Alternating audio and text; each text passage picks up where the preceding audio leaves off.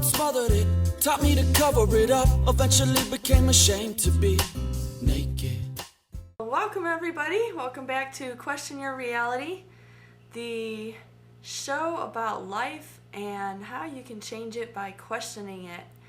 I'm Nadine Sable Sky. I'm the Naked Life Coach. I'm the author of 3 books, of which I have 2 of them here with me today. This is my main philosophy, Living the Naked Life, and the first of a series of companion volumes, which is on time management. And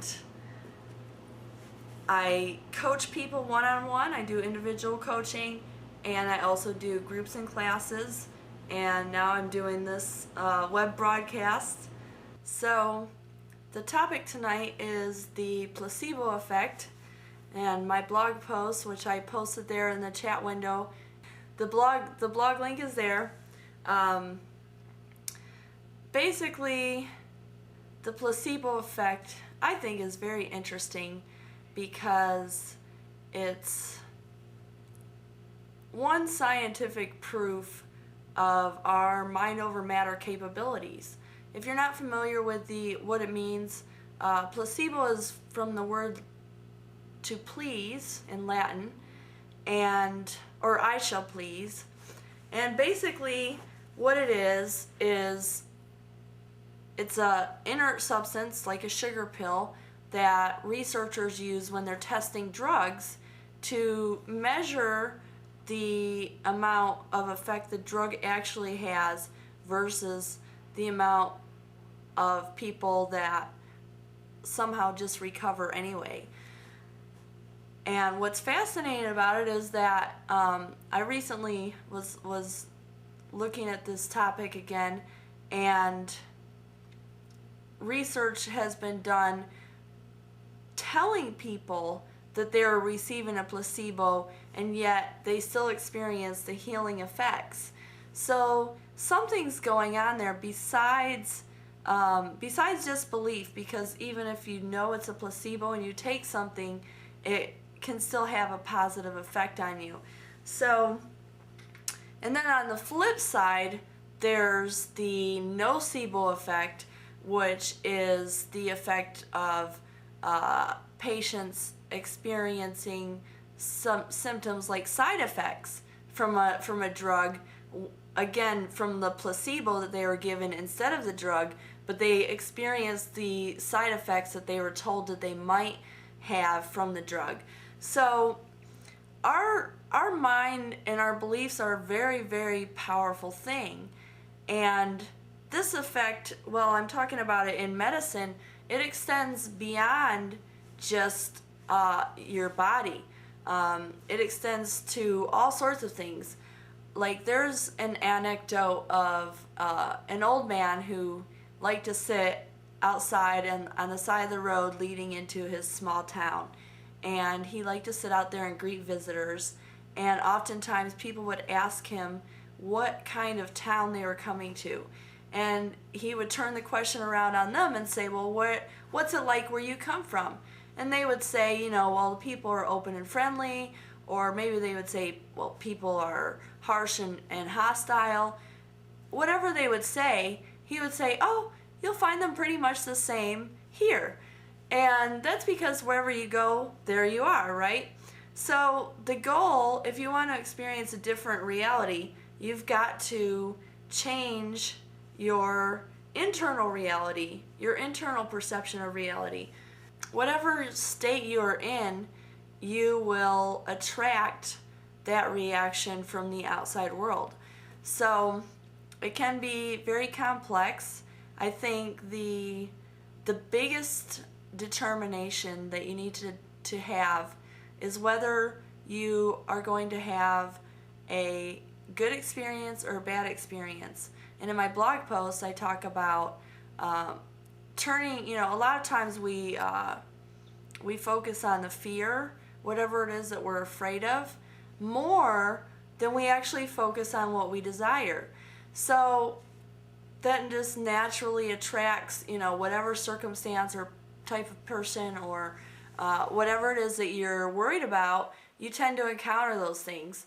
As an example, one of my a friend that I bought a vehicle from, when I was test driving the vehicle, he went with me, and as soon as I accelerated on the freeway, and it was very, there was a lot of traffic, and I got on the freeway and I got over from the first lane to the second lane to the third lane very quickly, and so that I could speed up to go full speed.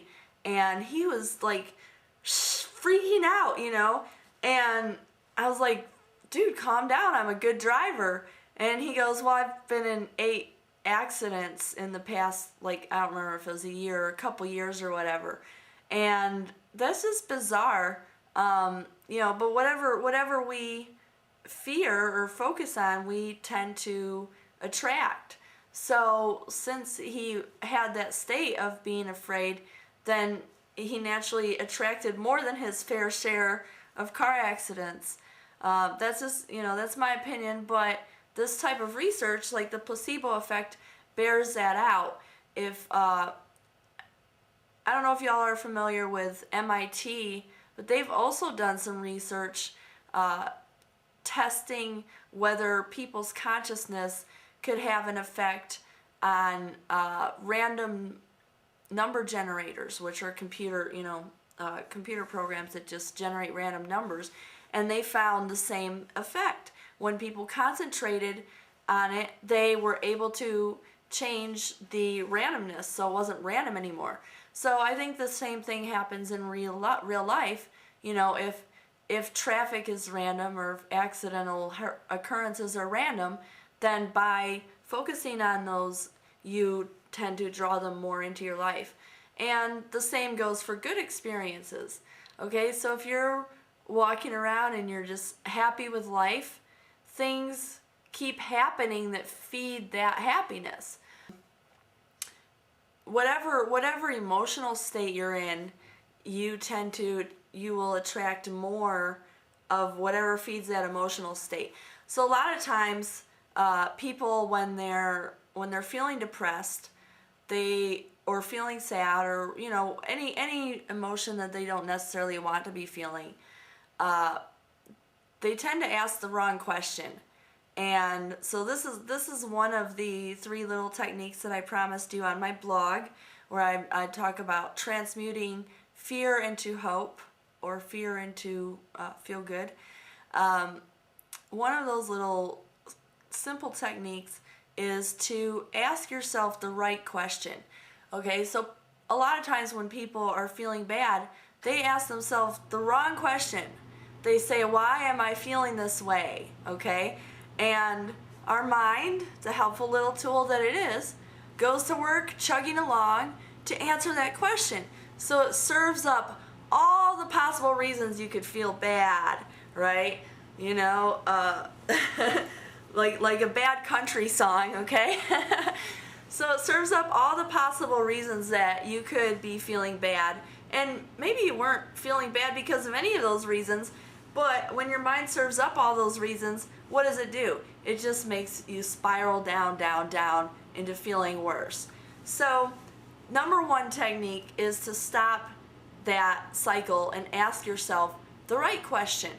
What would make me feel good? Or, one of the things I advise is to stop in that moment and say, oh, it must be focused on what I don't want. And so ask the question, what is it that I do want?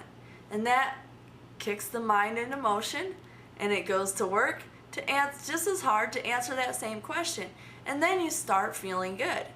So the number 1 technique, though, for changing your state of mind, changing your position, is to simply decide.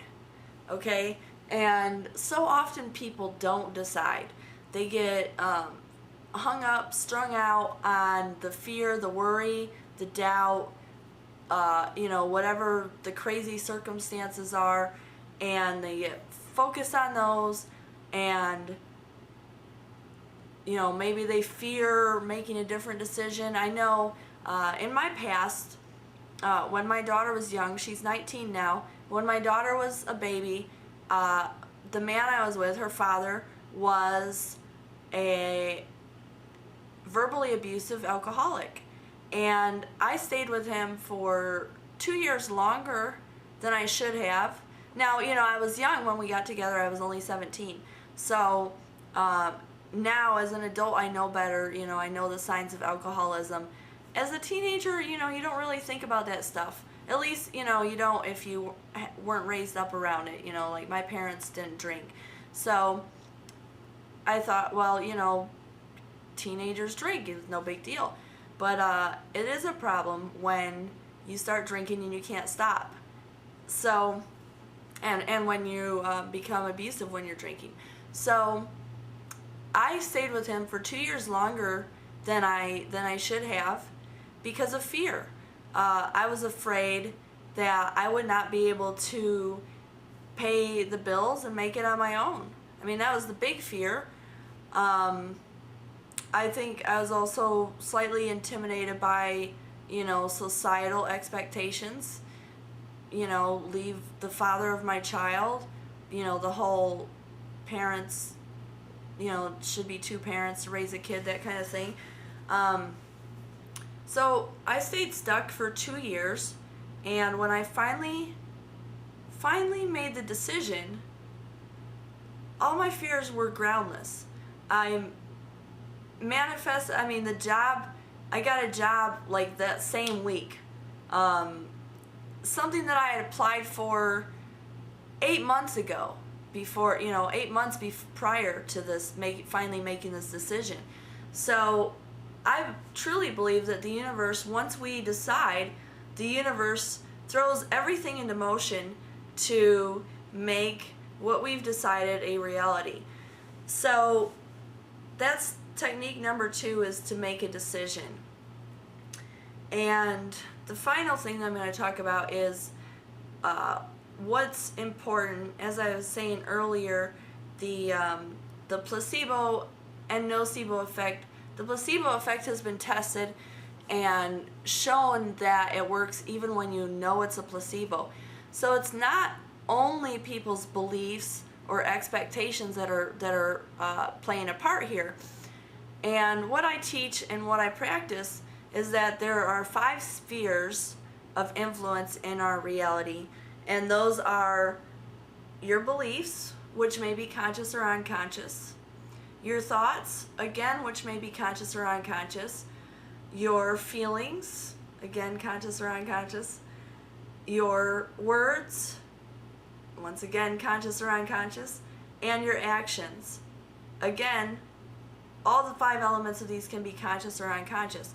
So one of the key elements is to become conscious of what you are choosing, and also the process of becoming conscious is the process of learning something.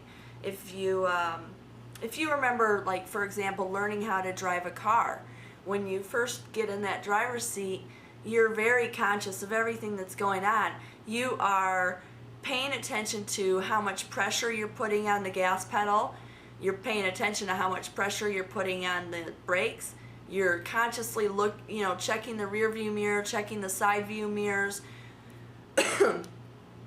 You're conscious of all these factors of driving. You're conscious of where you're looking at on the road.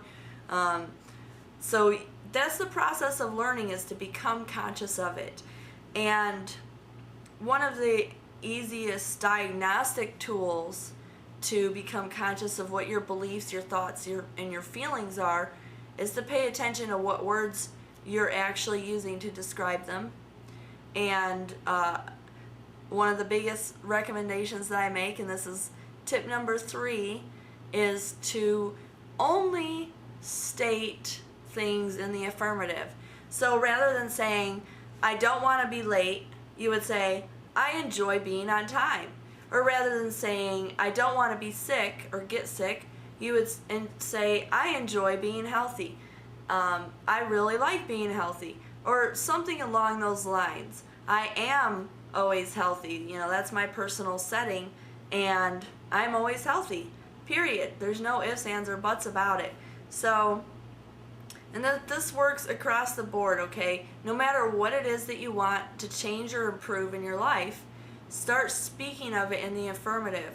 Rather than saying, oh, I don't have that, start saying the opposite. So technique number 3 is to ask yourself, what's the opposite of this fear?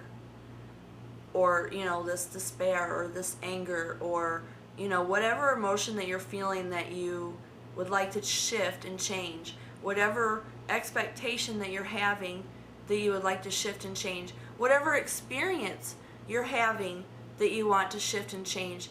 Simply ask yourself, what is the opposite? So that's my topic for tonight. So I'm going to open up the forum to questions now. And let me know your thoughts and your questions. So Catbeak is asking, what are your thoughts on NLP when it comes to mind control? Well, neuro-linguistic programming, NLP, is basically the science of understanding how our minds work. I'm not sure exactly what you're asking me about, but it certainly has been used in such mediums as advertising and politics to persuade people to have a point of view that they might not have naturally. On the other side of things, it can be very helpful in a therapeutic arena for helping people learn how to manage their own mind and emotions, and also for getting over stuff like fears, phobias, traumas. I've helped people, abuse survivors, get over just anything you can use it for. So, like any tool, it can be used for good or bad. I don't think mind control is a bad thing if it's, and yes, actually, if you are familiar with neuro-linguistic programming techniques, you're better able to resist that the messages in advertising and in politics and stuff like that, because you're more aware. I know when I started studying neuro-linguistic programming, my awareness of what people were communicating shot up. Like, I was already a very good listener, okay, but my awareness of people's communication and what they were actually saying and communicating just shot up through the roof. And it was actually almost like being psychic, but not quite. So Catbeak is saying, what is a good book I suggest to learn where to start with? Well, I've learned most of what I've studied from Richard Bandler, who's the founder of it. Frogs into Princes is a good one. Change Your... I forget what the other one's called. I have a couple on my website. If you go to... I have a resources list on my website. Yo Silver says, so you believe that positive thinking has a similar effect as a placebo? That the thought is sometimes powerful enough to create change? Absolutely. But like I said, it's only one of the 5 areas. So your thoughts, your beliefs, your thoughts, your feelings, your words, and your actions. In order to create comprehensive change, it is most helpful if you can get all 5 of those areas in alignment with themselves, and also in alignment with the goal that you are trying to achieve.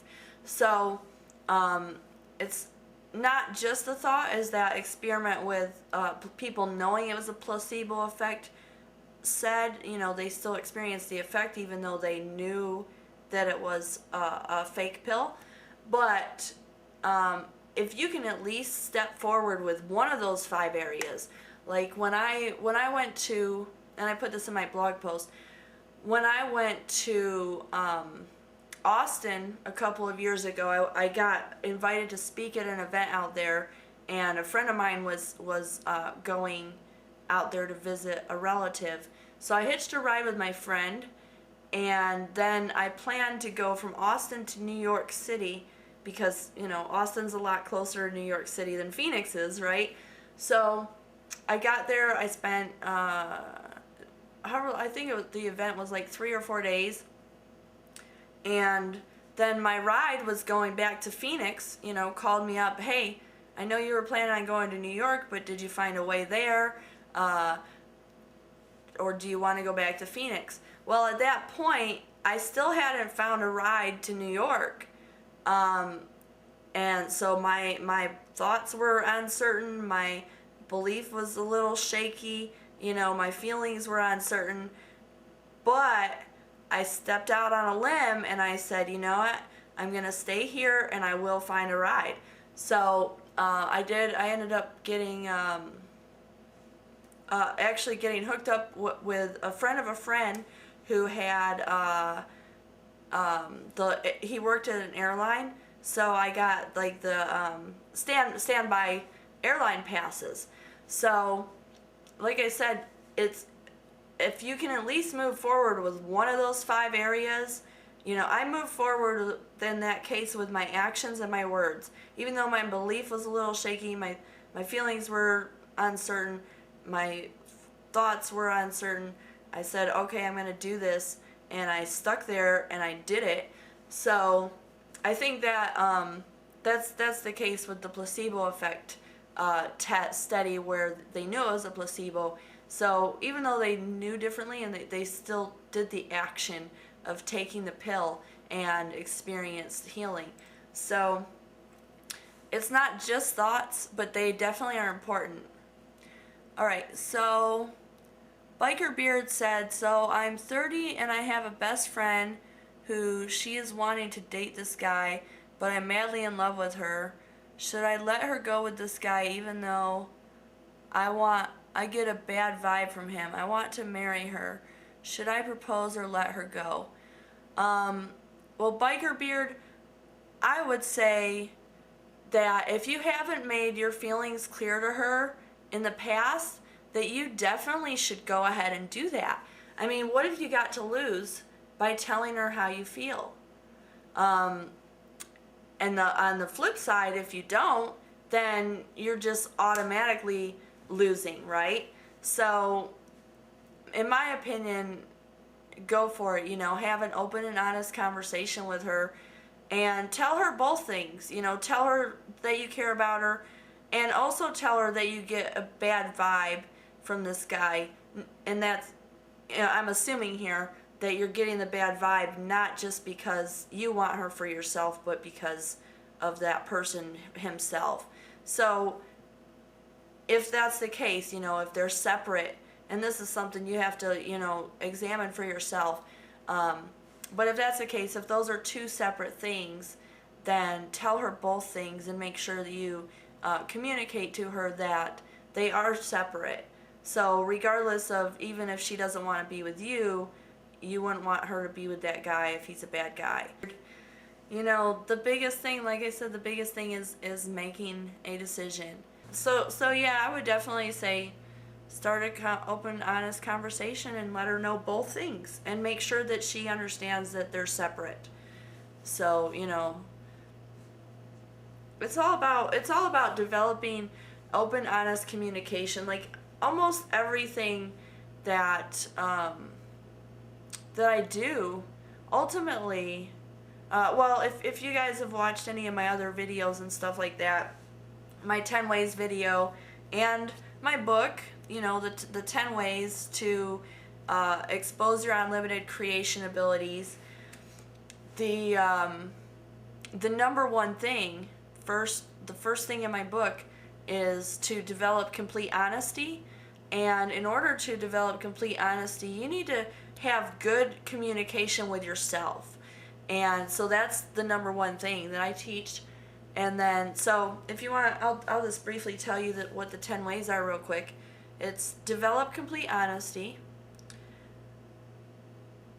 assume complete responsibility, okay, and this goes into, you gotta take full control of your reality, change your perceptions and expectations to match up with the reality you want to achieve, discard your inhibitions.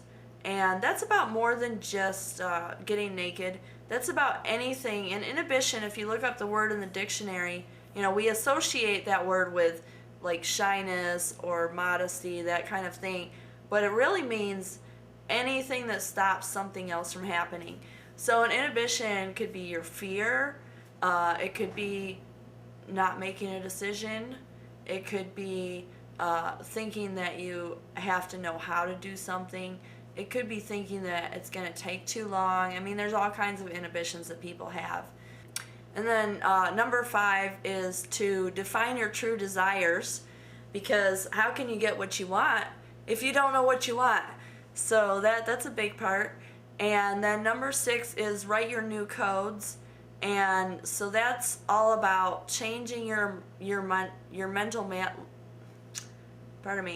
changing your mental landscape, or your mental map of what's possible, and implanting the new things that you want to achieve in your mind. So I use neuro-linguistic programming techniques for that, and also my own modalities of what I've discovered about what works to manifest things. And then number 7 is to be constant and aware of what you're wishing for. And how much of the day do you spend thinking about what you don't want, running little scenarios of what you should do if something that you don't want happens? Like, we all tend to like get into this planning mode where we're planning for the future, but are we planning for the future that we want? That's the key. So stop doing that planning for the future you don't want stuff, and plan for the future that you do want, and be constant aware of what those little mental mind movie things are going on, or what your internal voices are telling you, or what you're feeling about. So be constant and aware of what you're wishing for. Number 8 is to have an attitude of gratitude. If you're walking around feeling good about life, feeling good about your circumstances, your experience, your choices, etc., the universe delivers more of that. So have an attitude of gratitude. And number 9 is recognize your creation when it shows up. I'll give you an example of that. When people manifest things, because we manifest both from our desires and our fears. So if we have both about a topic, we'll manifest both. So like an example, one of my girlfriends, she was pretty young. She was like 24, had moved back in with her parents to recover from a drug addiction. She also had a child that she was trying to get clean so she could get custody of. And she, after living there like a year and a half, she went out and used. And then she was talking to me afterwards about it, and she's like, I don't even really know why I did that. Like, I have no desire to go get high right now. But she went out and used, and her parents kicked her out because of it. And I said, well, you've been talking about wanting to move out and not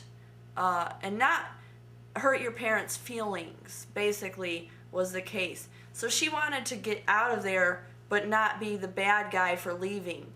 And a lot of times we do this, we want some way so that we can get out of something that we don't want anymore but still be the good person. So in this case, that's what she did. When she used, maybe she did it subconsciously, but she was seeking that way. So her parents kicked her out, and she was able to get her own place. Everybody's happy. Well, her parents weren't too happy because maybe they thought bad about her, but she wasn't the person who had to leave or had to decide to leave. So sometimes we do that in our life. We just decide not to decide, but then we do things that create that circumstance, right? So it's a lot better, I think, if we just decide and do consciously. Cat Beak says, I am curious if you incorporate sexuality into your sessions, and if so, do you find that it helps to recondition people's problems? I would have to say that my sessions are pretty non-sexual. I do coach people on sexual topics. However, I don't practice any form of sexuality with them.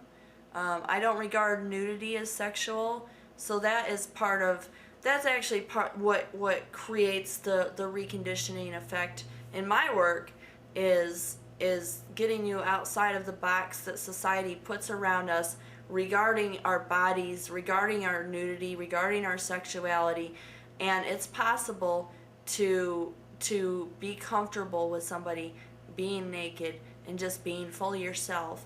So that's part of what feeds the transformation that I do. And so it's not sexual, although I do coach people on sexual issues. So I'm pretty much open to coaching people on any topic. You know, I know a lot of people in the fetish community and in the polyamory communities, and you know, even from the swinger communities, and so I'm a lot more open-minded about our sexuality than most coaches are. In fact, I don't even know if you went to most regular life coaches if they would even coach people on sexuality. Unfortunately, it's a very neglected topic in our society, I think. So it's good to have open, honest communication about it. HB Guy 10 says, what does being naked add? Well, it adds an aspect of freedom. You know, you're freeing yourself from the rules and regulations that society has placed on you. You're freeing yourself from your own rules and expectations, right? Because you don't expect to go to a coach and get naked, right? You're freeing yourself from the emotional bondage that you're in because of any societal ideas that you've absorbed about your body, about yourself, about your sexuality, and you're returning to a more natural state. I mean, we're born naked. What could be more natural than being naked? So it's getting out of that box that society puts us in, and just having that experience of being free. Oh, thank you, I don't know if I'm saying that right. Caravaggio? Hopefully I said that right. Thank you. And I will say, you know, if you appreciate my work, if you benefited, if something that I've said has touched you, please tip or donate. Everybody's got to make a living, including me. Or go buy my books, you know. I'd rather you do that even than tip me. You know, I want you to benefit from my work and my experience. That's why I do what I do, because I truly love helping people and seeing that change take place, and seeing the frown go to a smile, and seeing people just light up, you know, when they're freed, and when they've made those changes in their life, and they're actually experiencing the amazing life that they can. Everything's possible, in my opinion. Everything and anything is possible, and I love helping people achieve their dreams. Guest 38213 asks, what do you think of sex therapists? I don't really have an opinion of sex therapists. I think in particular, I've never gone to a sex therapist, so, you know, and I know there's a lot of different modalities of sex therapy. Oh, you mean sexual surrogates? Hey, more power to them, if that's what they want to do. I think it's a great thing to do. It's not my personal desire to do so, but I think it's a good, there is something very valid about sexual healing, and I've experienced that in my own life. It's not what I want to do for a living, okay? It's what I do when I choose to, with the person that I choose to do it with. But I think that it's absolutely a good thing.